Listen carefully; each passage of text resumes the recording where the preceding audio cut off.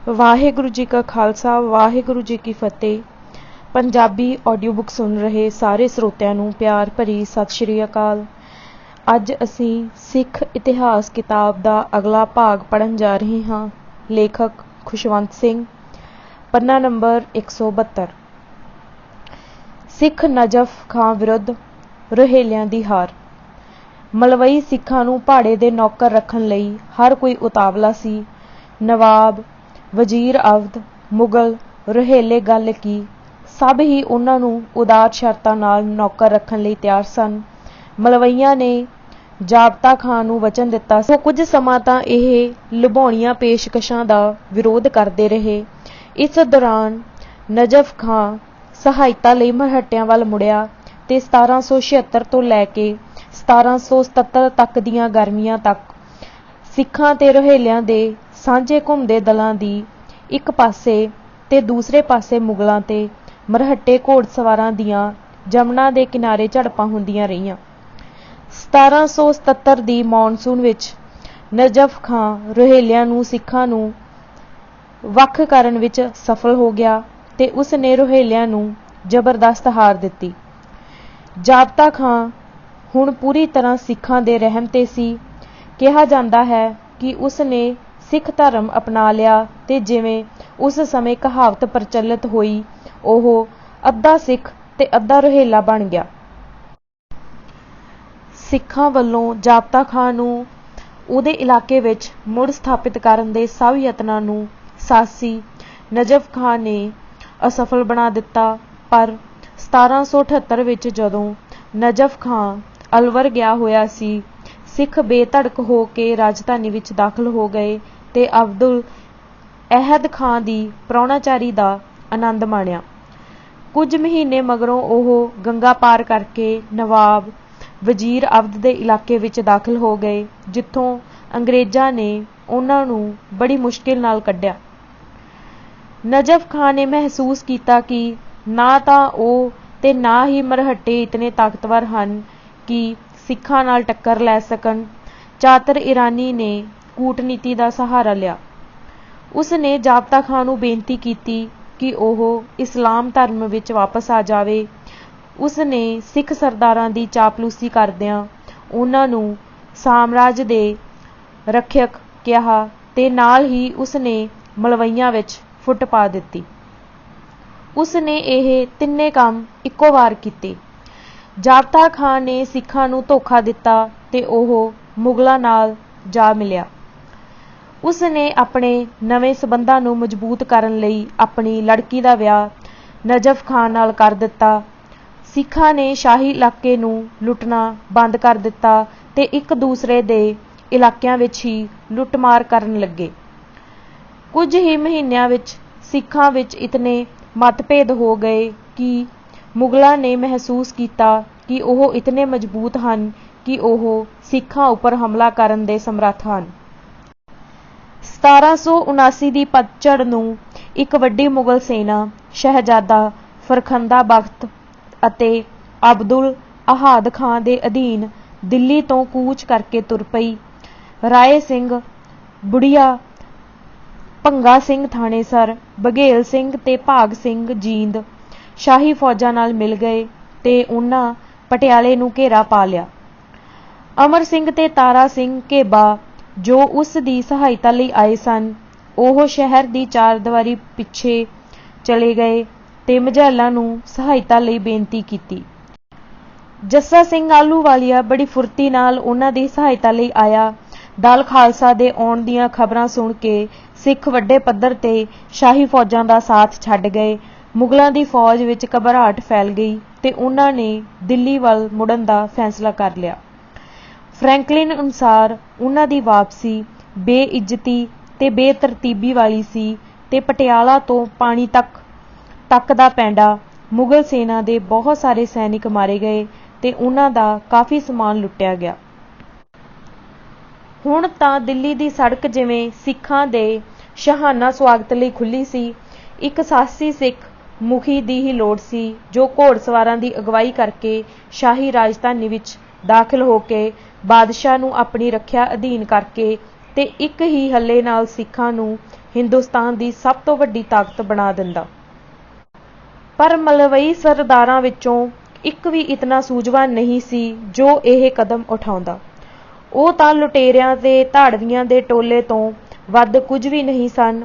ਉਹਨਾਂ ਲਈ ਪਟਿਆਲੇ ਦੀ ਜਿੱਤ ਨੇ ਲੁੱਟਮਾਰ ਕਰਨ ਲਈ ਨਵੇਂ ਖੇਤਰ ਖੁੱਲ੍ਹੇ ਕਰ ਦਿੱਤੇ। ਉਹ ਰਾਜਧਾਨੀ ਤੋਂ ਲਾਂਭੇ ਜਮਨਾ ਪਾਰ ਕਰਕੇ ਜਮਨਾ ਗੰਗਾ ਦੁਆਬ ਵਿੱਚ ਦਾਖਲ ਹੋ ਗਏ। ਇਸ ਦੌਰਾਨ ਨਜਫ ਖਾਂ ਨੇ ਮੁੜ ਮੁਗਲ ਸੈਨਾ ਦੀ ਦਲਬੰਦੀ ਕੀਤੀ ਤੇ ਆਪਣੇ ਭਰੋਸੇਯੋਗ ਰਿਸ਼ਤੇਦਾਰ ਸ਼ਫੀ ਖਾਂ ਨੂੰ ਕਮਾਂਡਰ ਬਣਾ ਕੇ ਸਿੱਖਾਂ ਦਾ ਪਿੱਛਾ ਕਰਨ ਲਈ ਭੇਜ ਦਿੱਤਾ। ਮਿਰਜ਼ਾ ਸ਼ਫੀ ਦਾ ਉਸ ਸਮੇਂ ਦਾ ਲੱਗ ਗਿਆ ਜਦੋਂ ਸਿੱਖ ਨਵਾਬ ਵਜ਼ੀਰ ਦੇ ਇਲਾਕੇ ਵਿੱਚ ਲੁੱਟਮਾਰ ਕਰਕੇ ਲੁੱਟ ਦੇ ਸਮਾਨ ਨਾਲ ਮੁੜ ਰਹੇ ਸਨ।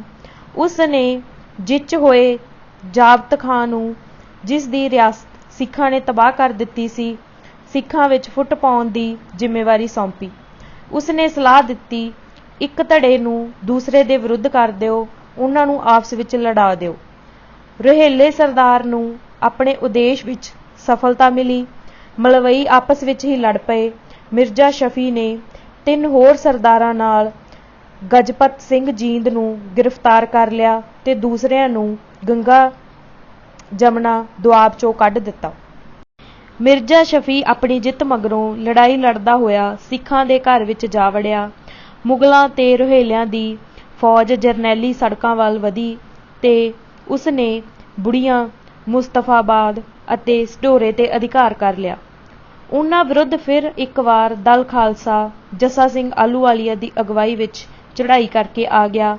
ਦੋਵੇਂ ਧਿਰਾਂ ਇੱਕ ਥਾਂ ਜੰਮ ਕੇ ਗਹਿ ਗੱਚ ਲੜਾਈ ਲੜਨ ਤੋਂ ਟਲਦੀਆਂ ਰਹੀਆਂ।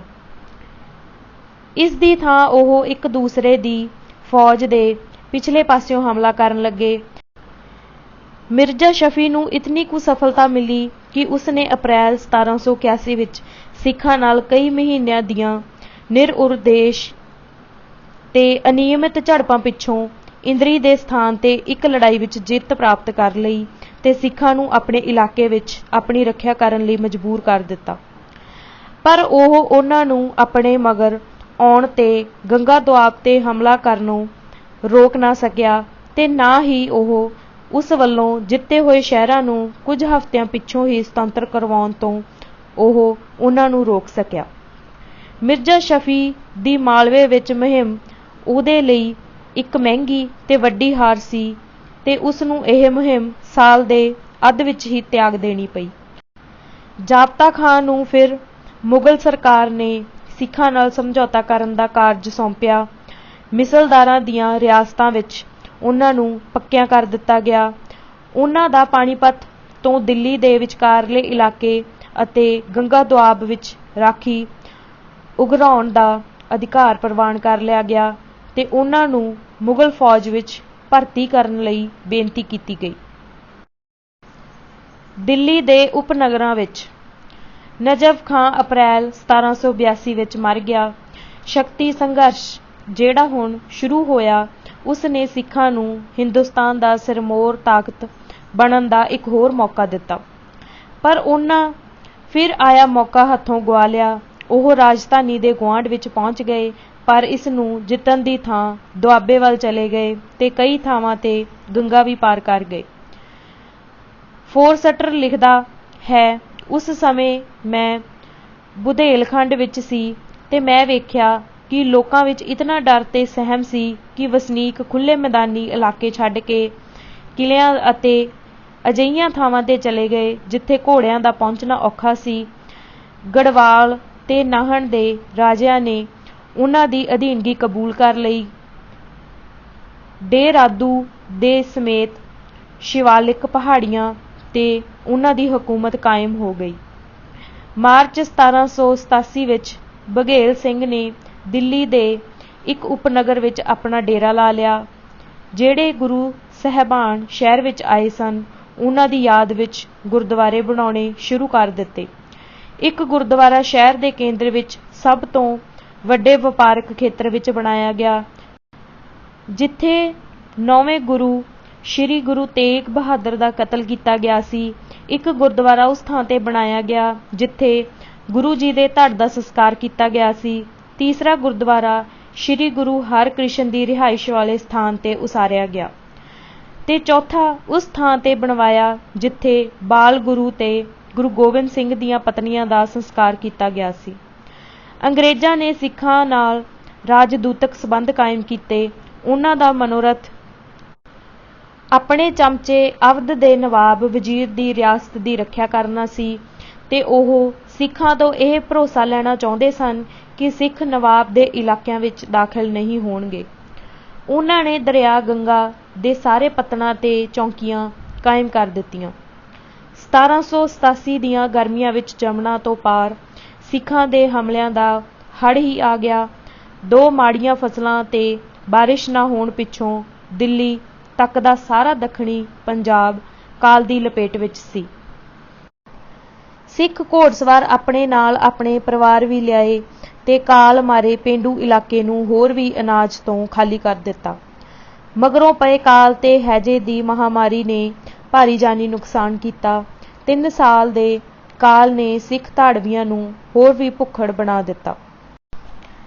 ਜਨਵਰੀ 1784 ਈਸਵੀ ਵਿੱਚ ਜੱਸਾ ਸਿੰਘ ਰਾਮਗੜੀਆ ਤੇ ਕਰਮ ਸਿੰਘ ਦੀ ਅਗਵਾਈ ਵਿੱਚ 30,000 ਤੋਂ ਵਧੇਕ ਘੋੜਸਵਾਰਾਂ ਨੇ ਜਮਨਾ ਲੰਘ ਕੇ ਦੋਹਾਂ ਦਰਿਆਵਾਂ ਵਿਚਲੇ ਸ਼ਹਿਰਾਂ ਤੇ ਪਿੰਡਾਂ ਤੋਂ ਰਾਖੀ ਉਗਰਾਉਣੀ ਸ਼ੁਰੂ ਕੀਤੀ। ਇਹ ਸਰਦਾਰ ਜੋ ਰਣ ਖੇਤਰ ਵਿੱਚ ਇਤਨੇ ਦਲੇਰ ਸਨ, ਉਹਨਾਂ ਨੇ ਸਿਆਸੀ ਖੇਤਰ ਵਿੱਚ ਬੜੀ ਕਾਇਰਤਾ ਦਿਖਾਈ, ਕਿਉਂਕਿ ਜਦੋਂ ਉਹਨਾਂ ਨੂੰ ਸਮਰਾਟ ਨੇ ਪੁੱਛਿਆ ਤਾਂ ਉਹ ਸ਼ਹਿਰ ਨੂੰ ਆਪਣੀ ਸੁਰੱਖਿਆ ਵਿੱਚ ਲੈਣ ਤੋਂ ਤਿਆਰ ਨਾ ਹੋਏ। ਇਸ ਹਾਲਤ ਵਿੱਚ ਸਮਰਾਟ ਨੇ ਸਹਾਇਤਾ ਲਈ ਅੰਗਰੇਜ਼ਾਂ ਤੇ ਮਰਹੱਟਿਆਂ ਵੱਲ ਮੂੰਹ ਕੀਤਾ। ਭਾਰਤ ਵਿਚਲੇ ਅੰਗਰੇਜ਼ਾਂ ਨੂੰ ਇਹ ਭਰੋਸਾ ਨਹੀਂ ਸੀ ਕਿ ਈਸਟ ਇੰਡੀਆ ਕੰਪਨੀ ਦੇ ਲੰਡਨ ਵਿਚਲੇ ਡਾਇਰੈਕਟਰ ਉਹਨਾਂ ਨੂੰ ਗੰਗਾ ਤੋਂ ਪਾਰ ਆਪਣੇ ਰਾਜ ਦੀਆਂ ਹੱਦਾਂ ਵਧਾਉਣ ਦੀ ਮਨਜ਼ੂਰੀ ਦੇ ਦੇਣਗੇ। ਇਸ ਸਥਿਤੀ ਵਿੱਚ ਸਭ ਤੋਂ ਵਧੀਆ ਰਸਤਾ ਜੋ ਗਵਰਨਰ ਜਨਰਲ ਵਾਰਨ ਹੇਸਟਿੰਗਜ਼ ਅਪਣਾ ਸਕਦਾ ਸੀ, ਉਹ ਸਥਿਤੀ ਜਿਉਂ ਦੀ ਤਿਉਂ ਕਾਇਮ ਰੱਖੇ ਤੇ ਆਪਣੀ ਸਰਕਾਰ ਨੂੰ ਕਿਸੇ ਬਾਰੇ ਪਾਬੰਦ ਹੋਣ ਤੋਂ ਬਿਨਾਂ ਸਿੱਖਾਂ ਤੇ ਮਰਹੱਟਿਆਂ ਨੂੰ ਅੱਡ-ਅੱਡ ਰੱਖਣ ਦੀ ਕੋਸ਼ਿਸ਼ ਕਰੇ। ਉਸ ਨੇ ਲਿਖਿਆ, ਇਹ ਯਕੀਨਨ ਨਾ ਤਾਂ ਕੰਪਨੀ ਦੇ ਹਿੱਤ ਵਿੱਚ ਹੈ ਤੇ ਨਾ ਹੀ ਵਜ਼ੀਰ ਦੀ ਸਰਕਾਰ ਦੇ ਹਿੱਤ ਵਿੱਚ ਹੈ ਕਿ ਸਿੱਖ ਕਬੀਲੇ ਮਰਹੱਟਿਆਂ ਨਾਲ ਦੋਸਤਾਨਾ ਸੰਬੰਧ ਕਾਇਮ ਕਰਨ। ਇਸ ਦੇ ਉਲਟ ਉਹਨਾਂ ਵਿਚਕਾਰ ਫੁੱਟ ਬੜੀ ਹੀ ਇੱਛਤ ਤੇ ਲਾਭਕਾਰੀ ਹੋਵੇਗੀ ਤੇ ਜੇ ਸਿੱਖਾਂ ਨੂੰ ਇਹ ਭਰੋਸਾ ਦਿੱਤਾ ਜਾਵੇ ਕਿ ਉਹਨਾਂ ਦੇ ਝਗੜਿਆਂ ਵਿੱਚ ਅਸੀਂ ਕਿਸੇ ਕਿਸਮ ਦਾ ਦਖਲ ਨਹੀਂ ਦਿਆਂਗੇ, ਜਿਸ ਨਾਲ ਝਗੜਾ ਵਧੇ ਤਾਂ ਤੀਬਰ ਹੋਵੇ, ਤਾਂ ਸਿੱਖਾਂ ਨੂੰ ਸਾਡੇ ਵੱਲੋਂ ਇਹ ਭਰੋਸਾ ਦੇ ਦੇਣਾ ਚਾਹੀਦਾ ਹੈ। 1784 ਦੇ ਸਿਆਲ ਤੱਕ ਸ਼ਾਹ ਆਲਮ ਨੇ ਇਹ ਸਿੱਟਾ ਕੱਢ ਲਿਆ ਕਿ ਅੰਗਰੇਜ਼ ਰਾਜ ਪ੍ਰਬੰਧ ਸੰਭਾਲਣ ਲਈ ਰਾਜੀ ਨਹੀਂ ਹਨ। ਉਹਨਾਂ ਮਰਹੱਟਿਆਂ ਵੱਲ ਮੂੰਹ ਕੀਤਾ ਜਿਹੜੇ ਪਹਿਲਾਂ ਉਸ ਨੂੰ ਰਾਜਧਾਨੀ ਲੈ ਕੇ ਆਏ ਸਨ। ਦਸੰਬਰ ਵਿੱਚ ਉਸ ਨੇ ਮਹਾਦਜੀ ਸਿੰਧੀਆਂ ਨੂੰ ਵਕੀਲ-ਏ-ਮੁਤਲਕ ਦੀ ਉਪਾਧੀ ਬਖਸ਼ੀ ਤੇ ਉਸ ਨੂੰ ਬੇਨਤੀ ਕੀਤੀ ਕਿ ਉਹ ਬਚੇ ਖੁਚੇ ਮੁਲਕ ਵਿੱਚ ਅਮਨ ਸ਼ਾਂਤੀ ਕਾਇਮ ਕਰੇ।